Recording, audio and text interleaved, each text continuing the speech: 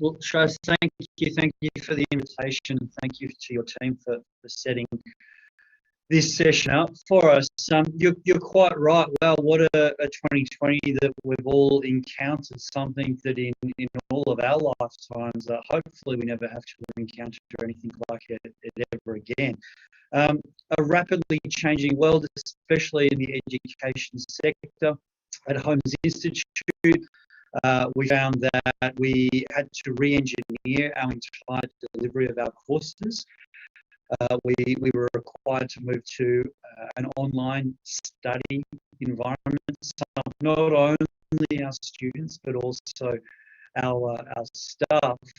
I'll get to a little bit closer to 2020, 2021 and our plans for the future, but I think I should provide a bit of an introduction to Holmes Institute and what we're about. So Holmes was established in 1963. We're a multi-sectored education provider. Multi-sectored means that we have courses at English language level, at high school level, at vocational. I think for the sake of today, we'll focus on the higher education courses. Holmes has a number of degrees, and Holmes as a standalone degree issuing education provider. At an undergraduate level, we have a Bachelor in Business with specialisations in international business and marketing and in management. We have a Bachelor of Professional Accounting, which is accredited by all three Australian Accounting Associations, and a Bachelor of Information Systems. From there, we move into postgraduate level studies. At postgraduate level, we have an MBA program. Within that, nested is a graduate diploma in business. We have an MBA professional, which is a 2-year MBA degree. We have a Master's in Professional Accounting, and like the undergraduate program, that is also accredited by all three accounting associations in Australia. And then we have a Masters of Information Systems. So we're very much specialists in the areas of business and accounting, and in campus director of our last campus, our campus in Sydney. We have a student population in our campus generally during non-COVID times of around 4,000 students. So it's a busy study environment. We made deliberately the choice in all of the cities that we're located in.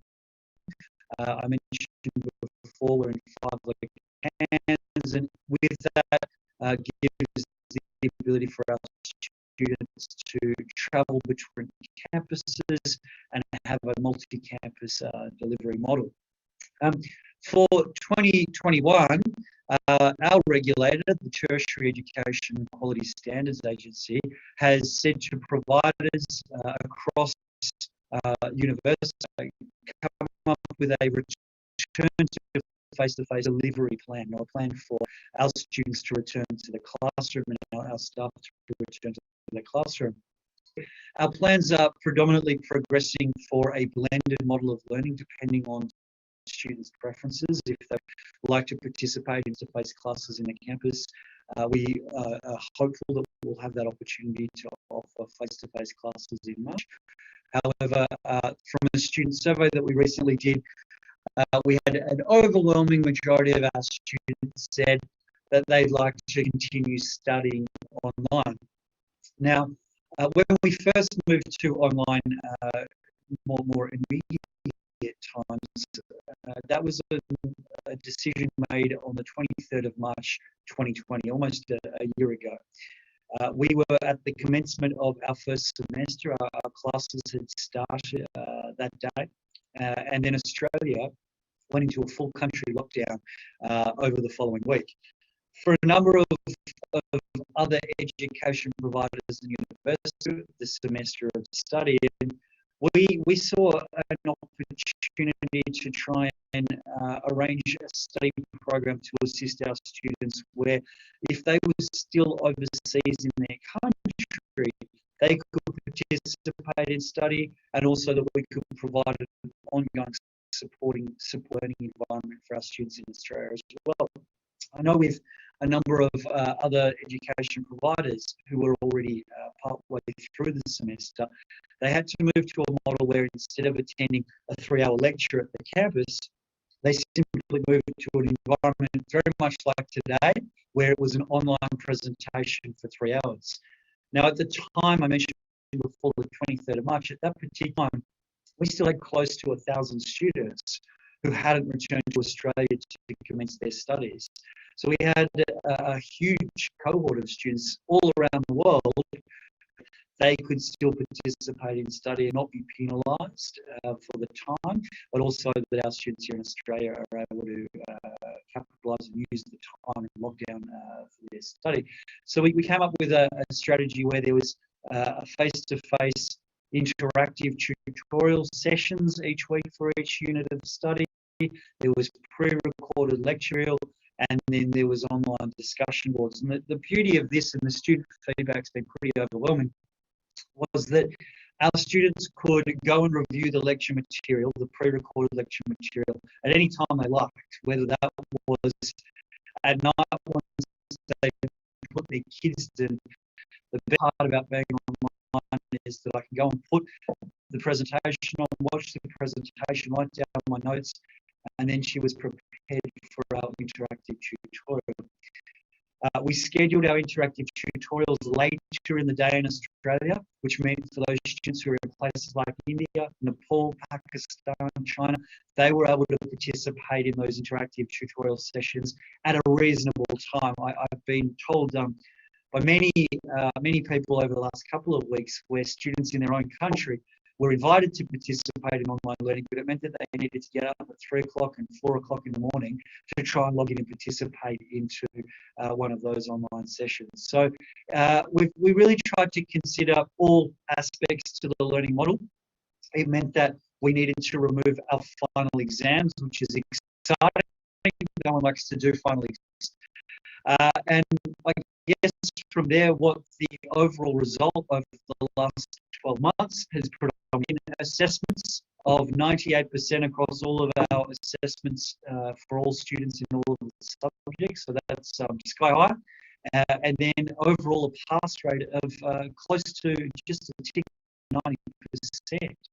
So that's a pass rate of students who have achieved a 50, which is a pass rate credit. Seeing overwhelmingly the results have been positive from the study. The student participation and feedback has been overwhelmingly positive. We think that the opportunity in sort of the online environment for trimester 1 will be beneficial. However, as vaccines roll out in Australia, which is what we will return to face-to-face learning model come July, which is our second semester. So that's sort of the plan over the next couple of semesters. Holmes delivers our programs via a trimester model. There's compulsory trimester summer semester.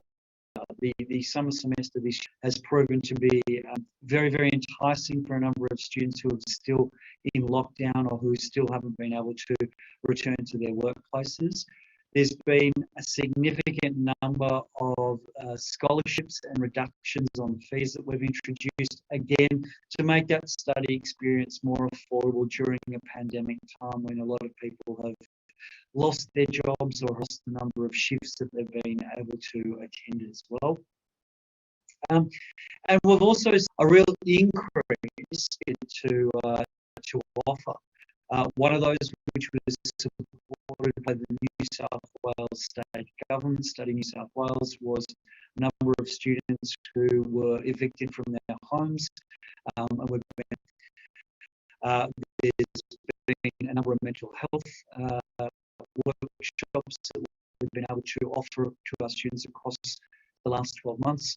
And the number of study and academic support, really encouraging to see a number of people who have gone, well, I might not have an issue, but I'd like to participate in the workshop. I'd like to provide feedback on that. So overall, it's been a really encouraging and positive experience. Our students' results results have been tremendously positive, really enthusiastic about seeing how well our students have done participating in their courses online. I think we've overcome a number of obstacles and hurdles, things like group work assignments, which I'm not sure how enthusiastic anyone is that ever participated in a group work assignment.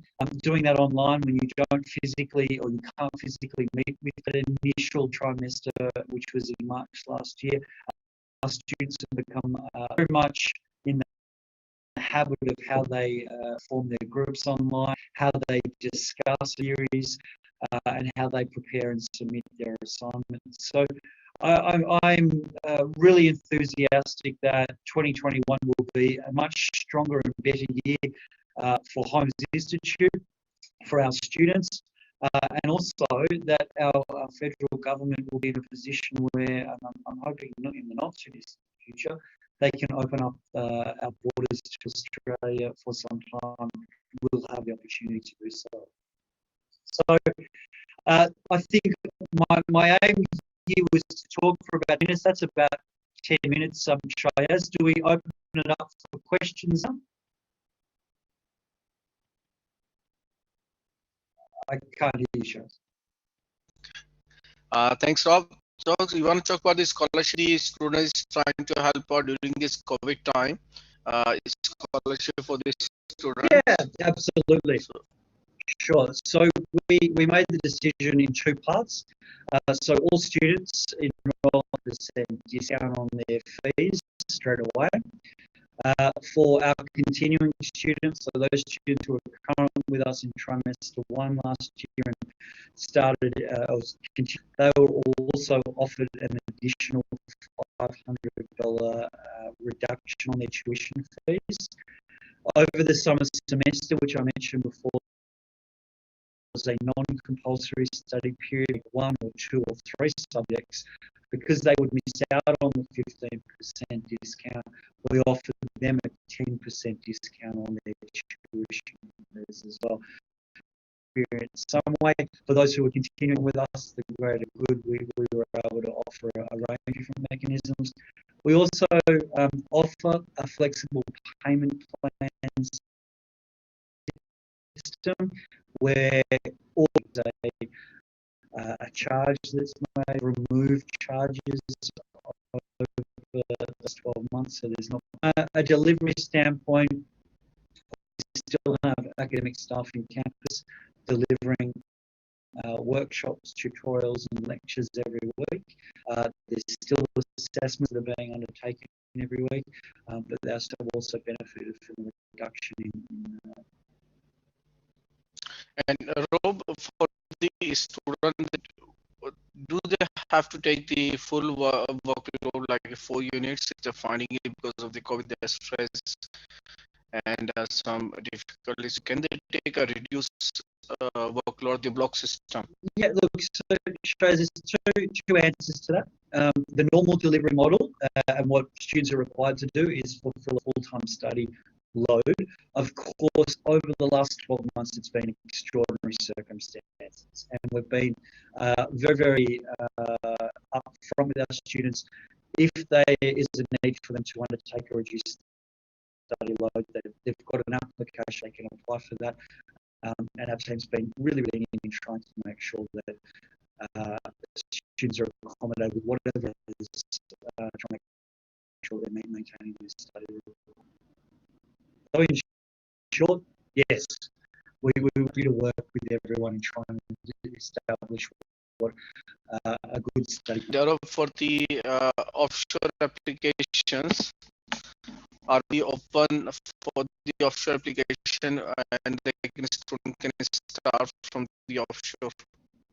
Yeah, absolutely, Shaz. We've been looking at it, and I think the result from our students has been really strong.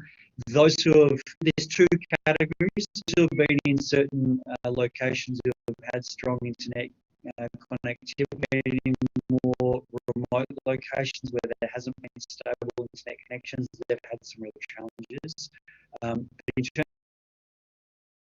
terms of assessing applications as well. That's good. The all the courses which I mentioned are only specific campus. Yeah, at the moment, the information systems courses, they're offered only in our Melbourne campus. But from July this year, the Okay. that's the So Bachelor of Information Systems and the Masters of master. Information So Systems. can we, if there is some application from offshore, we can start processing for the offshore as well for the master of Yeah, information system. an application will be assessed. It won't be given priority as we need to be a little bit slower than normal processing for March, given that for July we're still not certain the landscape Australia is going to be. But yeah, that's absolutely That's possible. absolutely possible. That's good. And look, Abdul, your question has been answered. Instead about the courses system, and that an information system was only available at the Melbourne campus, and from July onwards it will be available from all the Gold Coast and the And Sydney as from well. Sydney as well. Yeah, we're hopeful. When we say available there, it can in many respects to our regulator. If our has approval for that, we're already established the infrastructure at the campus, so the IT labs will be in place, and then from there, it's ensuring that the regulator has confirmed that. Uh, the Young is accepted for the Something that again. for the offshore applicated for the onshore the offshore. At the moment, Shay, as our admissions criteria is written for on the basis of PT or IELTS and or the equivalent. So whatever is equivalent to IELTS or PTE. So Duolingo will be acceptable. If it's recognised as equivalent PTE and Australian immigration would recognise it. Now, Duolingo, some of the units no. are accepting it, and it's based on the university. I'm not familiar, right, probably from the point of view of IELTS or PTE, where we have the ability to check the results from that. I'm familiar with the one that you mentioned. But I'm So saying Abdul, the answer for this Duolingo will be no, because it's university, but Duolingo will definitely no for the Holmes Institute.